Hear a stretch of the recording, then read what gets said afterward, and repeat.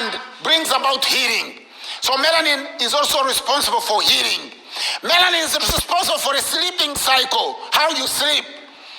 If you don't have melanin, you don't sleep properly. You have what they call insomnia. Melanin controls fatigue. So you are not tired most of the time.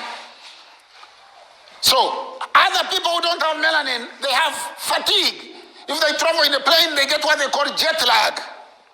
Then melanin is also responsible for something else, what we call a corresponding cosmic connection. It links you to the universe. You begin feeling something. When you feel energy pulses. There is a lot of energy that is here that you don't see. Energy you don't see, but you can harness it. For example, if somebody calls you on phone, you don't see the sound traveling in the air, but it comes to your phone. So there is a ultraviolet, ultra high frequency signal that comes to your telephone.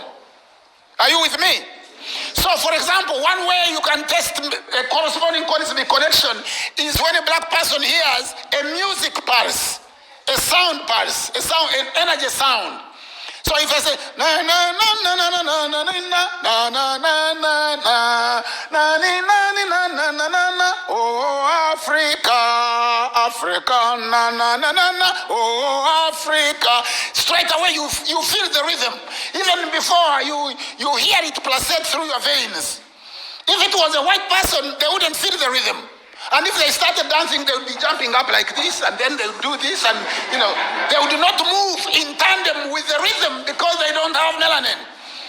They do not have that corresponding cosmic connection.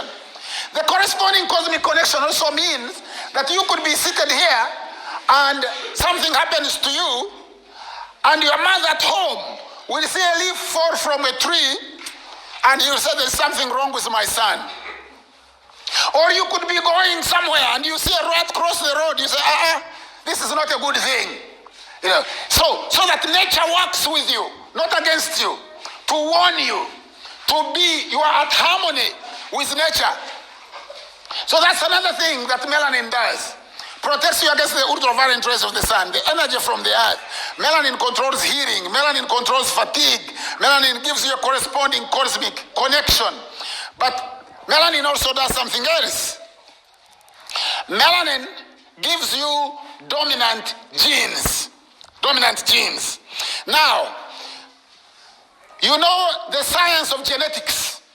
Yeah? You know genetics, genes. That science started around 1822 with a gentleman called Gregor Mendel. Gregor Mendel.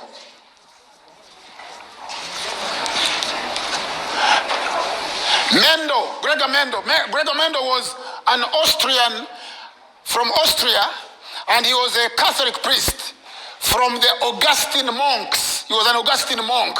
Augustine lived around the 2nd, 3rd, 4th century AD, and he was the black person who lived in North Africa in a place called Hippo Regius, who wrote the laws of the Catholic Church.